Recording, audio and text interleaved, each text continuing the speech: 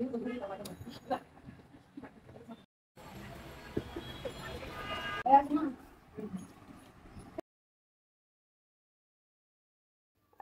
আলাইকুম রহমতুল্লাহ। সবাই কেমন আছেন? আলহামদুলিল্লাহ, আপনাদের দোয়াই ভালো আছে। আশা করি আল্লাহর রহমতে আপনারা সবাই ভালো আছেন। চলে আসলাম নতুন একটা ভিডিও নিয়ে।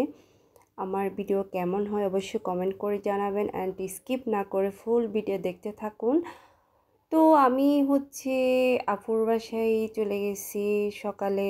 ওইখানে গিয়ে আমি নাস্তা করলাম। তো আসলে আমি বেশি জাল নাস্তা এগুলাই বেশি পছন্দ করি। আর অ্যান্ড আমি একটু চা বেশি খাই। আমি না, আমার আপুরা সবাই চা একটু বেশি খাই আমরা। তো আসলে আমাদের বাইরের খাবারগুলো বেশি পছন্দ। এগুলা খাওয়া তো আসলে ভালো না, তাও এগুলাই খেতে ভালো লাগে। তো সবাই একসাথে যখন হই তখন কিন্তু আমরা বাইরের খাবারই বেশি খাই। মানে বাইরের থেকে খাবার আনা হয়, অ্যান্ড বেশি বেশি করে খাবার খাওয়া হয় সবাই একসাথে হলে। তো আপুরা সবাই আবার একসাথে হয়েছি আমরা। তো আসলে আব্বু মারা যাওয়াতে সবার আসলে মন মানসিকতাই খারাপ। তাই আমরা সবাই চাই যে সবাই একসাথে মিলেমিশে থাকি। ওইদিকে আমার বোনের ছেলে অসুস্থ, ও হসপিটালে। ওর জন্য সবাই দোয়া করবেন। আমার হামিম নূর অসুস্থ। এদিকে দুপুরের রান্নাবান্নার আয়োজন চলতেছে। তা আপুরা মিলে রান্নাবান্না করতেছে। আমি শুধু ভিডিওই করি, আমার কাজ ভিডিও করা।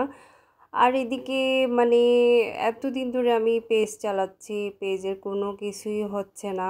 এগুলা নিয়েও আসলে আমার মন মানসিকতা খারাপ। মানে বুঝতেছি না, মানুষ একটা ভিডিও পোস্ট করলে ভাইরাল হয়ে যায়। আর আজ আজ আমি এতদিন ধরে পেজ চালাচ্ছি, তবে আমার পেজের কোনো আগামাথা নাই, কোনো কিছুই নাই। মানে আমরা যে ছোটো ছোটো কন্টেন্ট ক্রিয়েটাররা আছি না, মানে মনটা খারাপ থাকে সব সময়। মানে বুঝি না কি করব, মাথায় আসলে কাজ করতেছে না। এই যে পেজ চালানোর কাজটা আসলে এতটা সহজ না। প্রথমে মনে করতাম যে অনেক সহজ, কিন্তু এতটা সহজ না, অনেক কষ্ট হয়। তো এদিকে খাবার রেডি হয়ে গেছে। এদিকে আমরা সবাই দুপুরের খাবারের জন্য প্রস্তুতি নিচ্ছি। অনেক লোভনীয় লোভনীয় খাবার। আর মাশাআল্লাহ, আমার আপুরা অনেক মজা করে করে রান্না করতে পারে। আজ আমি আসলে আমি কারোর মতো হই নাই। আমি সব দিক থেকে আসলে পারফেক্ট না, তবে পারফেক্ট হওয়ার চেষ্টা করতেছি। আপনারা সবাই দোয়া করবেন যাতে আমি সব দিকে একটু পারফেক্ট হইতে পারি। নিশ্চয়ই এখন যারা আমার ভিডিও দেখতেছেন, আমার খাবার খাওয়া দেখে নিশ্চয় আপনাদের জিভে পানি চলে আসতেছে। দেখছেন কত বড় মাছের মাথা খাচ্ছি আমি। আমি মাছের মাথা কিন্তু অনেক পছন্দ করি। তো এদিকে আপুদের সাথে খাওয়া দাওয়া করে বের হয়ে গেছিলাম।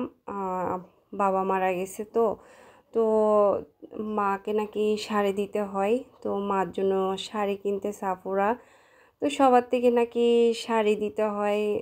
মানে আমার কষ্ট লাগে, সবাই দিতে পারে, আমি কিছুই দিতে পারি না, আমি কিছুই করতে পারি না। এটাই আমার জীবনের সবচাইতে বড় আফসোস থেকে যাবে। আমি কিছু করতে পারি না, ইনকাম করতে পারি না, করব করতে গিয়ে ওঠার জন্য।